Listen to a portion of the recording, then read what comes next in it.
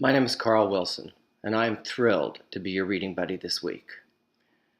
I read Barnaby Rudge for the first time when I was about your age, after having read most of Dickens's other novels first. And I would have been thrilled to spend as much time reading and talking about the book as you are. These are some of the most exciting chapters in the book. The plot is fairly straightforward, so I'm going to focus on two things: Dickens's use of symbols and pacing.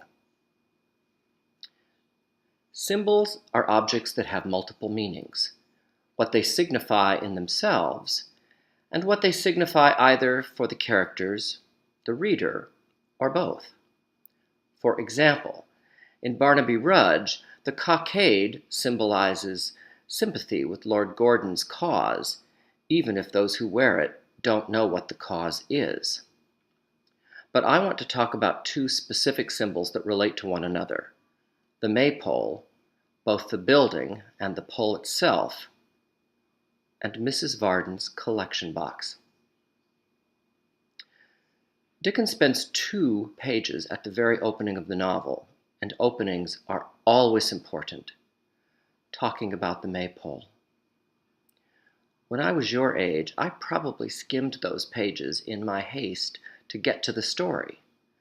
But now I slow down, because if I didn't, I would miss Dickens's skill at making the maypole symbolic of England's solid and stodgy traditions, its past and its inflexibility.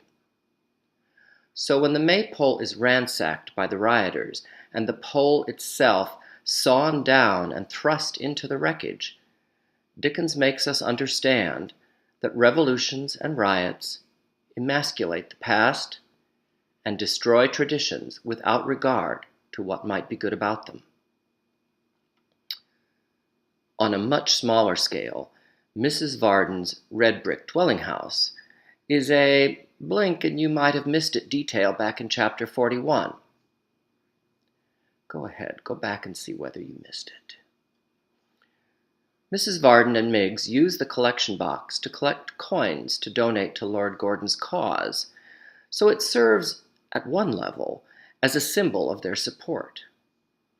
But when Gabriel smashes the house in chapter 51, the house then symbolizes not only Varden's feelings about Gordon and his cause, but also serves as a foreshadowing for the destruction of the maypole and the warren in the chapters to come.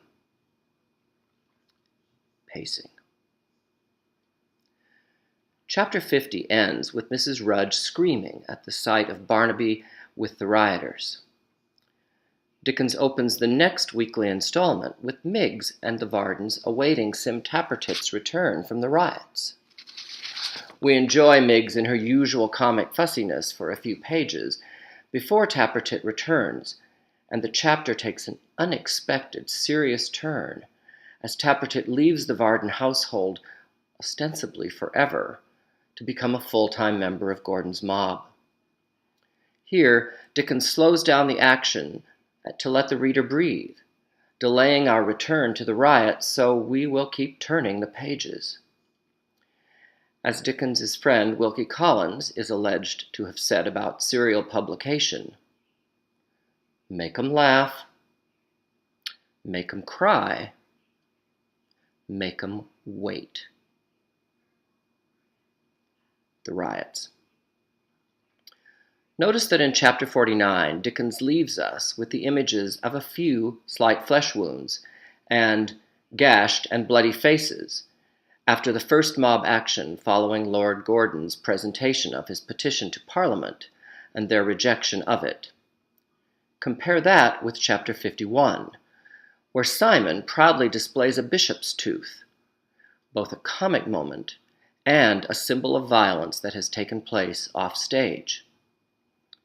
Dickens pauses again to give us a bit of direct and indirect information about the interests of Gashford and Sir Edward Chester in the riotous goings-on.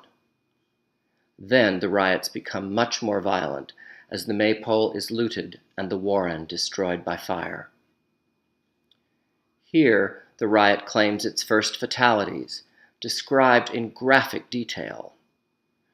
One old man's brains are beaten out of him, while another young man, quote, not 20 by his looks, who lay upon the ground with a bottle to his mouth, the lead from the roof streaming down in a shower of liquid fire white hot, melting his head like wax. Quote. Finally, with the dramatic cliffhanger capture of Barnaby's father by Mr. Haredale, Dickens ends both a weekly and a monthly installment, leaving us eager for what will happen next. I've run out of time, but I've included some discussion questions based on this week's reading.